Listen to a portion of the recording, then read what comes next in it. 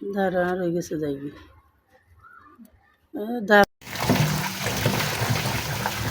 চালাই আর শান্তি নেই।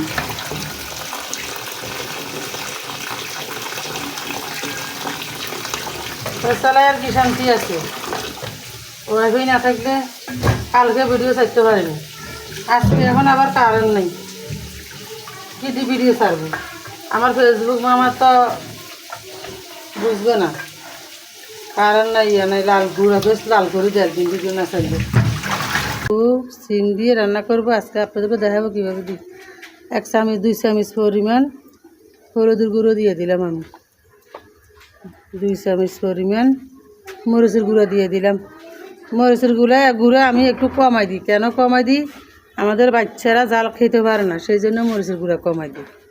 তো আমি এখন মরিচের গুঁড়া সব কিছু দেওয়া হয়েছে, দিয়ে এখন কষাবো। কষাইয়া তার সাথে একটু করে অল্প করে একটু পানি দিয়ে দিই।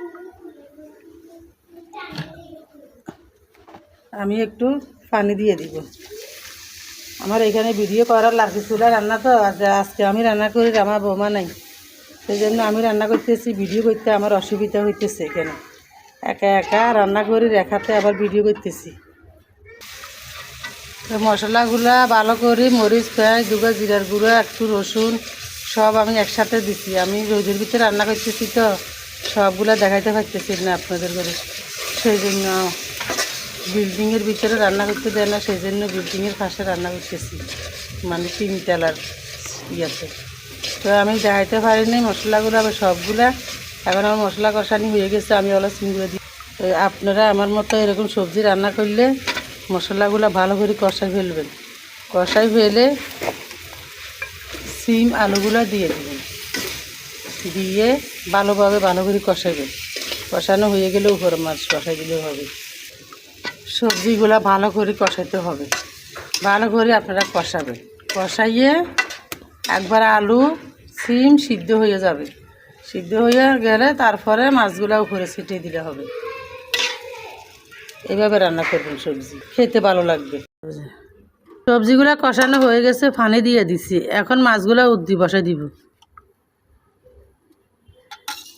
তো সবজি কষায় পানি দিয়া উপরে দিয়া মাছগুলো উদ্দি বসাই দিয়া এরকম এভাবে আপনারা রান্না করবেন। রান্না করলে ভালো লাগবে, তরকারিগুলো অনেক মজা হয়। ভাঙিয়া ভাঙার সময় তরকারি রান্না করা যায়, আর ঘরের আর তেল লাগে না।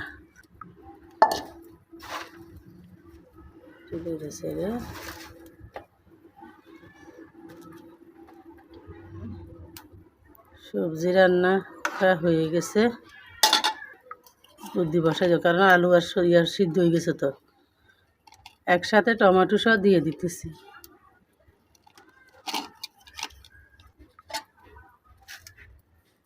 দাঁড়া রয়ে গেছে যাইবি,